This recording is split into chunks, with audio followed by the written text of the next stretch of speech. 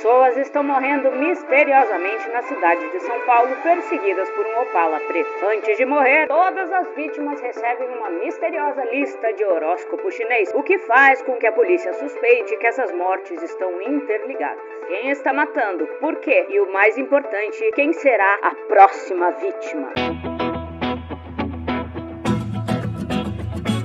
Muito bem, sejam bem-vindos ao primeiro vídeo desse canal contendo 1000 inscritos. Olha só, histórico, tá? Mesmo depois de eu ter sido obrigada a parar de postar semanalmente, pelo menos por enquanto, né? Então, obrigada pela audiência de vocês. Depois dos problemas de audiência da novela Deus nos acuda, que tinha um cunho essencialmente político lá em 1992, Silvio de Abreu resolveu partir para um outro tipo de linguagem para ver se a coisa voltava a funcionar. Se Deus nos acuda era uma farsa, ele precisaria então fazer uma novela neorrealista.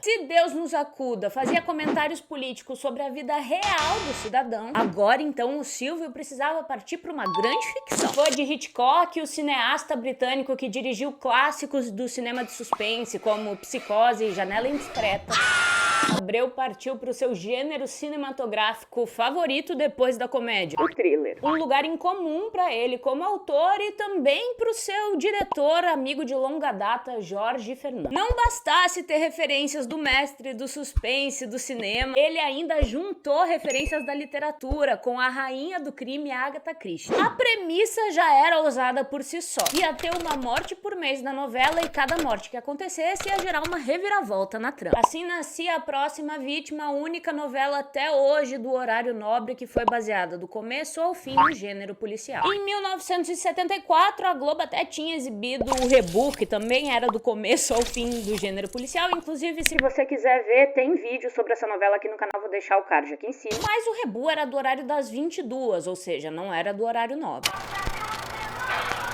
Antes de mais nada, é importante que você saiba que todos os personagens são vítimas e suspeitos em potencial. E que você saiba também quem são os principais nomes desse enredo. Papel e caneta na mão. Essa aqui é a Ana, que há 20 anos é amante do Marcelo, com quem tem 3 filhos. Ela é dona de uma cantina italiana na Moca e é uma mulher muito batalhadora. E também é alvo da paixão platônica de Juca, o meio-irmão do Marcelo. Juca é dono de uma barraca de frutas no Mercadão e é um homem simples. Já Marcelo é ambicioso e enriqueceu às custas da sua mulher oficial, a geniosa Francesca Ferreto. E Marcelo ainda tem outra amante, a sobrinha da Francesca, Isabela. Obviamente, Isabela tem mãe, a bondosa Carmela Ioná Magalhães. Francesca, Marcelo, Carmela e Isabela vivem juntos na mansão da família Ferreto. Lá na mansão também moram Filomena, irmã da Francesca, e Eliseu, o seu marido. No começo da novela, Francesca descobre o caso que o Marcelo tem com a Ana e decide viajar intempestivamente e logo na sequência é morta misteriosamente na sala de espera do aeroporto, junto com um homem que até então, supostamente, ninguém da família conhecia. Esse cara que morreu com ela tem uma filha, a Irene. Além dessas, outras mortes passam a acontecer nas redondezas. Irene comprova a correlação entre essas mortes ao descobrir que todas as vítimas, antes de morrer, recebem um papel com um horóscopo chinês escrito nele. Ela também descobre o que o telespectador vê desde o início da novela. O mesmo Opala preto persegue e vigia todas as vítimas antes de sua morte. Resta saber então quem está matando, por que está matando, quem será a próxima vítima e o que o horóscopo chinês tem a ver com isso. Uma coisa importante sobre A Próxima Vítima é que ela tem um tempero curioso, a cultura ítalo-brasileira, principalmente a cultura ítalo-brasileira de São Paulo. Para vocês terem uma ideia do quanto essa novela é ítalo-paulistana, metade dela foi gravada em externas e todas elas justamente em São Paulo. O Mercadão onde Juca trabalhava é um exemplo disso. A novela era gravada de fato no Mercadão de São Paulo, no meio do povo, uma barraca real que olha só que legal. Tá lá até hoje, nomeada como Barraca do Juca e com uma placa que sinaliza a verdadeira barraca da novela A Próxima Vítima. Essa novela é uma das que mais provocou o público do Brasil com relação a todos os preconceitos existentes na face da Terra. Em 1995, colocar um núcleo inteiramente negro como uma família de classe média, ou seja, com essa família negra tendo as mesmas condições que as outras famílias brancas mostradas na novela, era uma revolução sem tamanho proposta pelo Silvio de Abreu. Eu queria provar para a televisão e para os outros autores também que uma família de negros dá tanta audiência quanto uma família de brancos. Era uma família que todos achavam bonita. Quando aparecia um conflito, eles se uniam para resolver. A única família assim da história era a família dos negros. E eu brinquei com o preconceito quando coloquei uma família de negros com uma empregada branca. Um dado importante sobre esse assunto é que, de acordo com uma pesquisa encomendada pela TV Globo, foi registrado que a personagem com a qual o público mais se identificava não era uma das protagonistas, como era de se esperar, da personagem da Suzana Vieira, mas sim a Fátima, personagem da Zezé Mota. E não satisfeito, Silvio de Abreu ainda escolheu o irmão do meio dessa família, Jefferson, interpretado pelo Luis Mendes, pra ser um homem gay. O par dele seria o Sandrinho, interpretado pelo André Gonçalves, que era filho da Ana. Assim, não só a homossexualidade seria debatida, como também ela da perspectiva de um casal interracial. Aí você pensa. Demais pro público conservador do Brasil lá de 1995, né? Olha lá, tô com um viado a 10 metros de mim, eu vou dar coça nele. Existem registros de que o André Gonçalves, inclusive, foi espancado na rua por causa do seu personagem. Nada foi suficiente para impedir que a maior parte do público torcesse por eles e que assim eles tivessem... Que coisa! Isso se deu por conta de uma estratégia dramática muito bem executada ali pelo Silvio de Abreu. Primeiro, eles foram mostrados como homens íntegros, amigos, bons filhos, e a relação deles, enquanto isso, foi mostrada de forma sutil, fazendo com que esses dois personagens ficassem muito queridos pelo público. Aí, quando revelaram que eles eram um casal, aí o público já tinha sido pego com as calças na mão, todo mundo já gostava deles. Eu fui lá na Boate Gay pra ver esse viado de perto, porque já que você não pode vencer eles, então junte-se a eles. Tanto o casal gay quanto o núcleo da família negra de classe média até hoje são citações indispensáveis nos estudos sobre a história da representatividade nas novelas e na TV brasileira. Mas existe um fato da novela que deu o que falar de forma contrária. As pessoas acharam que fortificava preconceito. Isabela, a vilã interpretada pela Cláudia Ohana, apanhava. Mas apanhava muito. Isso até seria normal para uma vilã de novela das 9 se ela não apanhasse sempre de todos os homens da novela. Em contextos que, vale dizer, são típicos de agressão doméstica à mulher. Na época, membros do Conselho Nacional de Direitos da Mulher condenaram essas cenas que qualificaram, enumerando vários aspectos como estímulo ao machismo. Silvio de Abreu chegou a discordar de todos esses aspectos, respondendo cada um deles na imprensa, buscando justificar suas decisões narrativas com relação à personagem. Agora vão começar os spoilers reais desse vídeo. Se bem que eu acho um absurdo vocês reclamarem de spoiler de uma novela de 1995. Não tem cabimento, vamos combinar.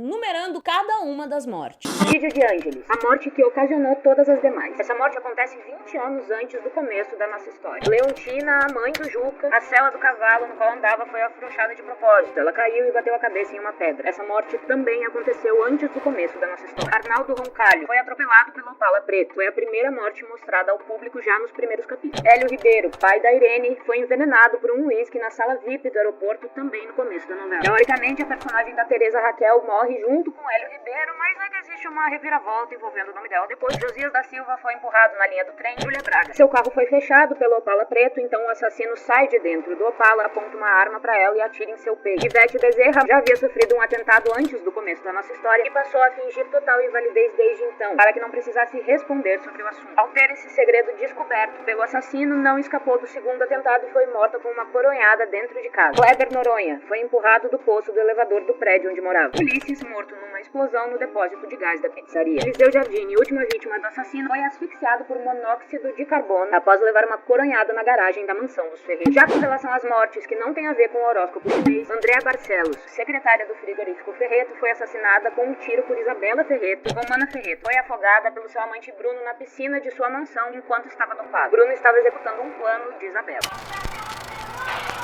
Pra que o segredo fosse guardado a 7 chaves, a equipe considerou gravar as últimas cenas, as que revelariam o assassino, ao vivo. mas essa hipótese logo foi descartada, porque segundo Jorge Fernando, os atores já tinham outros compromissos marcados, e também porque eles tinham medo de dar algum problema técnico, aí ia ser uma confusão, então decidiram gravar antes mesmo. Só que as 3 cenas que revelavam o assassino foram gravadas poucas horas antes do capítulo ir pro ar. Todo o capítulo já estava editado quando o Silvio de Abreu embarcou de São Paulo pro Rio de Janeiro com as cenas debaixo do braço. Para manter o suspense até o final, cenas do capítulo que vai ao ar daqui a pouquinho foram gravadas hoje. O cenário é a mansão da família Ferreto. Nem os atores sabiam o nome do assassino. Descobriram no ensaio.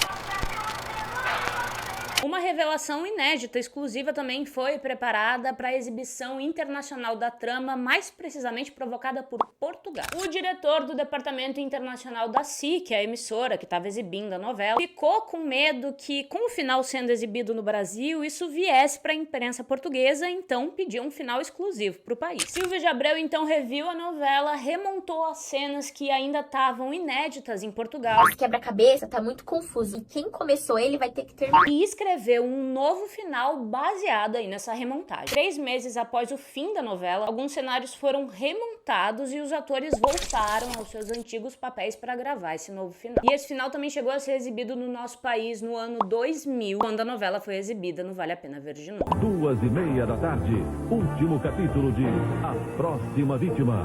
E se você pensa que já sabe o final, vale a pena ver de novo. Quem matou e por quê? O que essas mortes tinham em comum e o que o horóscopo chinês tinha a ver com isso? No final original do Brasil, o culpado é o Adalberto, interpretado pelo Cécio Thierry. Ele era marido da Carmela e pai da Isabela. Adalberto era amante de Francesca Ferreto e havia matado o marido dela, Didio, há 30 anos atrás, durante uma festa de ano novo em um iate. Daí vem a história do horóscopo chinês. Ele fazia menção à temática da festa que estava acontecendo no iate. Todas aquelas pessoas mortas na novela eram testemunhas que haviam sido silenciadas com suborno. Um inocente contador que trabalhava nas empresas Ferreto tinha sido preso e se matado na cadeia, no lugar do Adalberto. Essas mortes eram, portanto, queimas de arquivo, porque a qualquer momento qualquer um poderia trazer o assunto à tona novamente. Já no final alternativo de Portugal, o assassino é Ulisses, interpretado pelo Otávio Augusto, que é o irmão da Ana. Quer dizer, nessa versão ele não era bem o irmão da Ana, mas alguém que roubou a identidade do irmão da Ana. Nessa versão da história, o personagem de Otávio Augusto é o filho do contador que foi culpado injustamente pela morte de Didio e cometeu todas as mortes para se vingar de todas as pessoas que aceitaram o suborno ao invés de dizer a verdade, deixando assim o seu pai morrer na cadeia. Mas aí você vai me dizer, Gabi, mas eu ouvi que não são só esses 2 finais. Eu ouvi dizer que tem 3, eu ouvi dizer que tem 4, eu ouvi dizer que tem finais ainda inéditos sobre essa novela. Cale-se, você me deixa tão... Que agora o TV de Tubo vai esclarecer, de uma vez por todas, uma das maiores lendas das telenovelas. Quantos finais tem a próxima vítima? Ao longo dos anos foi se criando aí essa lenda de que eles teriam gravado 4 até 5 finais justamente para despistar a imprensa, o que faria com que alguns finais estivessem então inéditos aos olhos do público até hoje. Até mesmo o elenco da novela chegou a passar diversas informações sobre isso ao longo dos anos. Mas afinal de contas, qual é a verdadeira resposta para esse enigma? Fala logo, quem pode me ajudar? Os 2 finais que você encontra hoje no Globoplay são os 2 únicos finais gravados de A Próxima Vítima. Não existe uma fita guardada, não existe uma cena inédita, não adianta, meu caro noveleiro, você encher os e-mails da Globo Perguntando por uma coisa que não existe. Você não pode desejar aquilo que você não pode ter! Para de ser doida! Na minha modesta opinião, esse rumor começou porque o Silvio de fato deve ter escrito vários finais pra novela, mas só porque ele escreveu não significa que eles gravaram esses finais, entendeu? Wilson Xavier, um dos pesquisadores mais importantes da nossa televisão brasileira, também corrobora com essa informação que eu tô dando aqui pra vocês. E aí, me conta, você já assistiu A Próxima Vítima na época ou no Vale a Pena Ver de Novo? Se não, tá pensando em ver no Globoplay? Eu, se fosse você, ia assistir antes que você Seja a próxima vítima. Até mais!